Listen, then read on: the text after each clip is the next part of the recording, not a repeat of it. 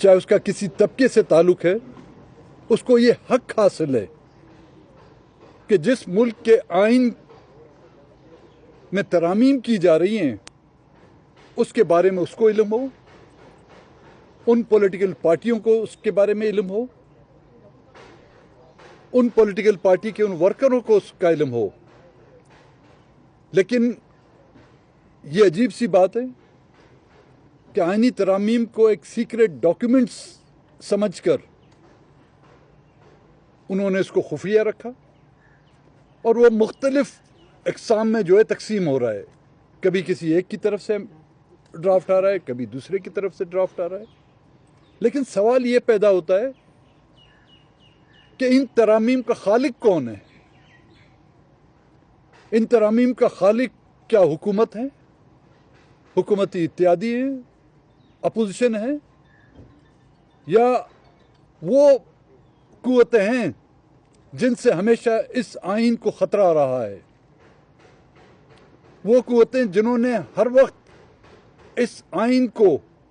ایک کاغذ کا ٹکڑا سمجھ کر ردی کی ٹوکری میں پھینکا ہے۔ جس انداز میں وہ ترامیم لانا چاہتے ہیں، مختلف پارٹیوں کے ممبران کو ہراساں کرنا،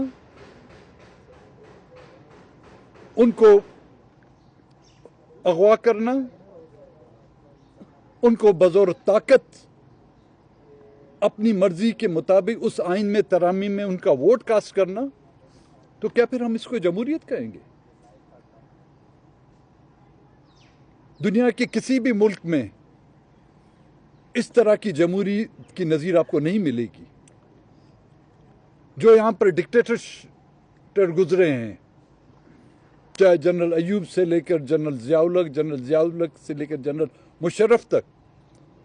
انہوں نے بھی ریفرینڈم کرایا ہے، چاہے وہ غلط تھا، چاہے اس میں داندلی کی گئی، لیکن ہاں نا کا تو انہوں نے اپنے عوام سے سوال تو کیا تھا۔ کسی کو جبری گمشدہ کر کے، کسی کے بیٹے کو اغوا کر کر، کسی کے شوہر کو اغوا کر کر، کسی کی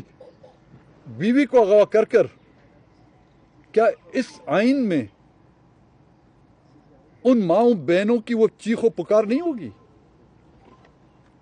جو اس آئین کے لیے سر توڑ کوششیں کر رہے ہیں،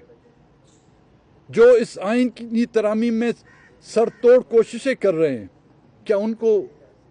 ان ممبران کی، ان پارلیمنٹیرین کی جو ان کے کبھی اتحادی بھی تھے، جو آج بھی ان کے اتحادی ہیں، اگر اتحادی نہیں ہیں، ان کے کولیگز تو ہیں، ان کی ماؤں بہنوں کو اٹھا کر یا ان کے بچوں کو یرغمال بنا کر آپ آئینی ترامیم کر رہے ہیں؟ تو پھر اس 1973 کے آئین میں ایک اور بھی شق ڈال دیں، جس طرح کہ 18ویں ترمیم کا نام دیا جا رہا ہے، اس میں ایک شق ڈال دیں، یرغمالی ترمیم، بچوں، خواتین کی چیخ و پکار سے حاصل کرنے والی ترامیم، ماؤں بہنوں کی بددعاؤں والی ترامیم۔ ہم کسی بھی ایسی آئینی ترامیم کا نہ پہلے حصہ بنے نہ اب بنیں گے، جو بزور طاقت